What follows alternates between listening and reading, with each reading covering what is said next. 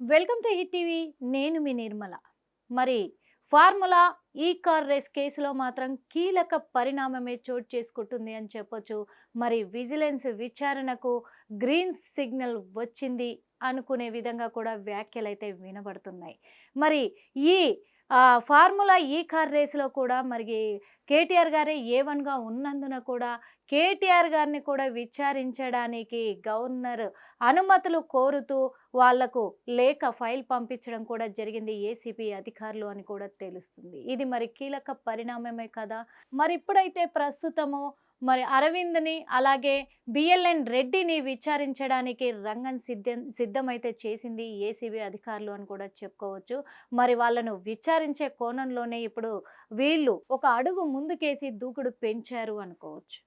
వీళ్ళను విచారించిన తర్వాత ఖచ్చితంగా మరి కేటీఆర్ గారి పేరు బయటికి రాబోతుందా? ఇప్పుడు ఆల్రెడీ ఆయన మీదే కేసు నడుస్తూ ఉంది కాబట్టి మరి ఈ కార్ రేసు ఫార్ములా ఈ కార్ రేస్ కేసులో చాలా భారీ కుంభకోణం జరిగింది అని గత ఒక సంవత్సరంగా కూడా ఈ కేసు అయితే జరుగుతూనే ఉంది. రాజకీయ రంగంలో రణరంగం చెలరేగుతుంది అని కూడా చెప్పుకోవచ్చు. ఇక్కడ కేటీఆర్ గారు కుంభకోణం నడిపించారు, జరిపించారు అని చెప్పి కూడా ఎన్నోసార్లు ప్రభుత్వం అయితే మరి తెలంగాణ ప్రభుత్వం కేసు నమోదు చేసినప్పటికీ కూడా మరి బీఆర్ఎస్ భవన్లో ఇక్కడ కేటీఆర్ ఎన్నోసార్లు ప్రెస్ మీట్లు పెట్టేసి మీడియా సమావేశంలో ఆయన ప్రజెంటేషన్ ఇవ్వడం కూడా జరిగింది. నేను ఎంతవరకు చేశాను, ఈ కార్ రేసు ఫార్ములా అంటున్నారు కదా, ఈ ఫార్ములాలో నేను ఎక్కడెక్కడి నుంచి ఎన్ని అభివృద్ధి కార్యక్రమాలు చేశాను, ఎలాంటి కార్యక్రమాలు చేపట్టాను, ఇందులో ఎంతవరకు లాభాలు తెచ్చిపెట్టాను, ఎంతవరకు నష్టాలు తెచ్చిపెట్టాను అనే విధంగా ఎన్నోసార్లు అంటే పలుసార్లు కూడా తను ప్రెస్ మీట్లు పెట్టడం జరిగింది. మీడియా ముఖంగా కూడా ఆయన మరి మొత్తం ప్రజెంటేషన్ ఇచ్చి చూపించినప్పటికీ కూడా లేదు, తప్పుడు సమాచారాన్ని ఇస్తున్నారు, తప్పుడు ఎవిడెన్స్ని చూపిస్తున్నారు అనే విధంగా కూడా మరి ఈ కార్ ఫార్ములా రేస్ ఈ కేసును కావచ్చు, అలాగే అటు కాళేశ్వరం ప్రాజెక్టు కేసును కావచ్చు, తెలంగాణ ప్రభుత్వం అయితే ఏసీబీకి అప్పచెప్పడం కూడా జరిగింది.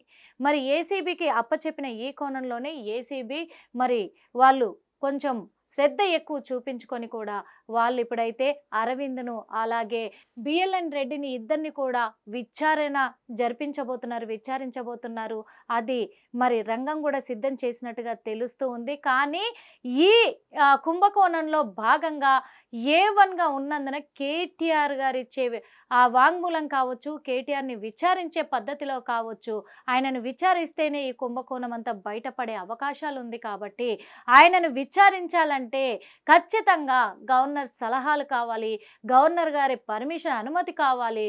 కాబట్టి ఆయన అనుమతి లేకుండా విచారించే అవకాశం లేదు. కాబట్టి ఖచ్చితంగా ఆయనను విచారించాలని డిసైడ్ చేసుకొని ఏసీబీ అధికారులు మాత్రం గవర్నర్ గారికి ఫైల్ పంపించడం జరిగింది. అనుమతి కోరుతూ ఫైల్ని పంపించడం కూడా జరిగింది.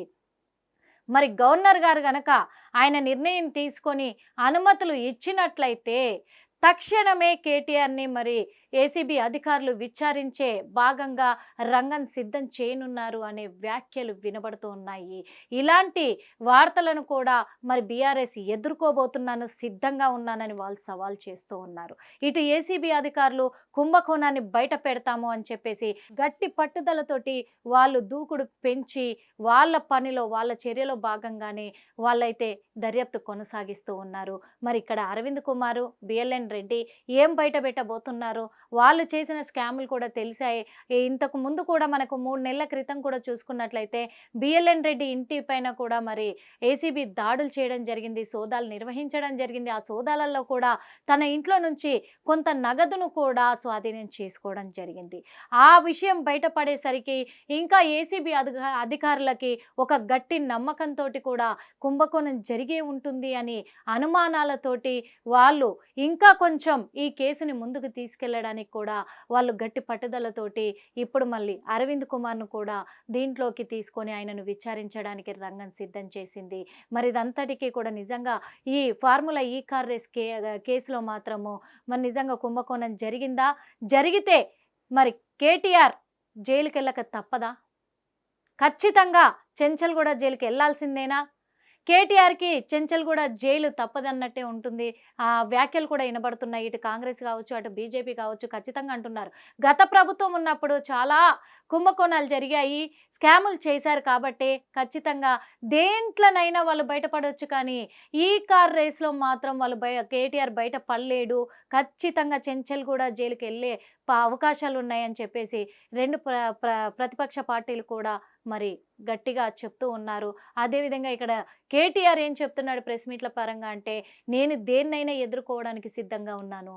మేము 10 సంవత్సరాల పాలనలో హైదరాబాద్నే కాదు తెలంగాణ రాష్ట్రాన్ని మొత్తం చాలా అభివృద్ధి కార్యక్రమాలు చేపట్టాము, ప్రజలకు మేలు చేశాము, ప్రజల మనుషులుగా ఉన్నాం కాబట్టి ఎక్కడ మేము స్కాములు చేయలేదు, కుంభకోణాలు చేయలేదు.